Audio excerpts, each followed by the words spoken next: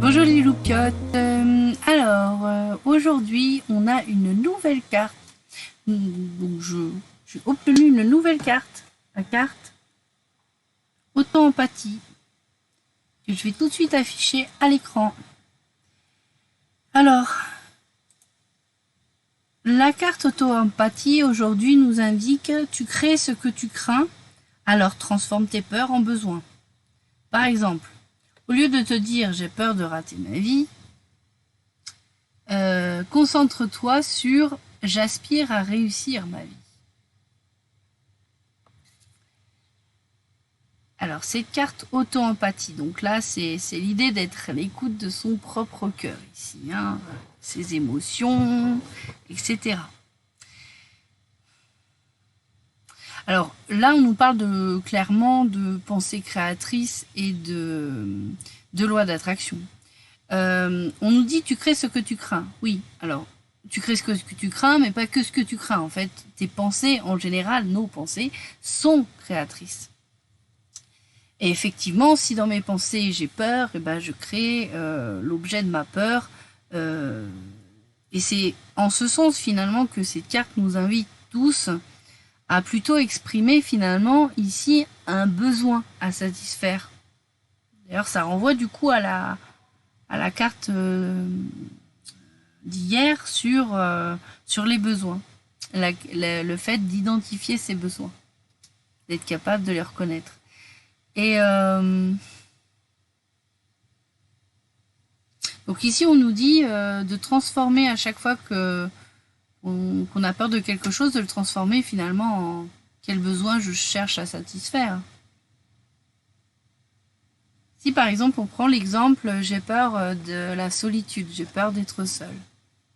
Comment est-ce que je peux le transformer pour finalement exprimer un besoin à satisfaire? Et en faisant l'exercice, on se rend compte finalement que on pourrait dire j'aspire à... Alors on va pas dire j'aspire à ne plus être seule, parce que la tournure... elle est d'abord pas précise, parce que ça précise pas le besoin, c'est par rapport à quelle sphère que tu te sens seul. Donc finalement, le besoin, il peut être plus varié que la peur. La peur, c'est la solitude, mais finalement, le besoin, lui, il peut être beaucoup plus varié, parce qu'on peut combler cette solution, enfin, combler la solitude. On peut aspirer à, par exemple, on peut dire j'aspire à être en couple, à être à deux. Ça peut aussi vouloir dire j'aspire à me faire des amis, j'aspire à voir plus les membres de ma famille, par exemple, aussi. Ça peut être j'aspire à faire de nouvelles rencontres.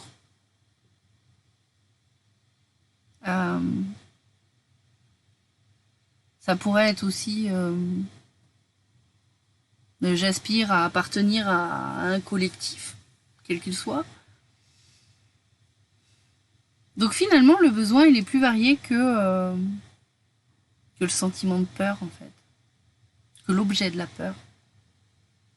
Et c'est en ça que c'est aussi intéressant de le transformer, parce que du coup, ça permet aussi de préciser vraiment par rapport à quoi on a peur d'être seul. Parce qu'encore une fois, quand quelqu'un nous dit je veux pas être seul dans ma vie, ou je veux pas rater ma vie, mais sous quelle sphère, par rapport à quel domaine tu dis ça? Parce qu'on pourrait lui répondre, bah non, mais ta vie elle est pas ratée, t'as ça, ça et ça et ça. Mais peut-être que quelqu'un qui va dire j'ai peur de rater ma vie, c'est j'aspire à réussir professionnellement ma vie. Ou j'aspire à réussir affectivement parlant ma vie aussi. Donc en fait finalement on peut vraiment préciser.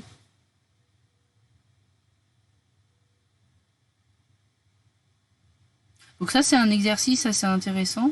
Et puis du coup, pour revenir sur l'histoire de la pensée créatrice et de la loi d'attraction, évidemment, hein, si on est toujours dans un j'ai peur de quelque chose plutôt que j'aspire à, on met l'accent sur ce qu'on veut pas plutôt que sur ce que l'on veut, d'où l'importance d'identifier le besoin et d'être capable de conscientiser d'abord et d'exprimer aussi et d'agir ensuite, hein, bien sûr, dans le sens de ce que l'on veut vraiment. Et c'est là où enfin, après ça c'est un sentiment personnel que je partage. J'ai l'impression que dans notre société, on nous a pas forcément encouragé à savoir exactement ce qu'on voulait, à être capable de le conscientiser, de mettre finalement de la conscience et des mots dessus. On n'a pas forcément appris à l'exprimer clairement non plus.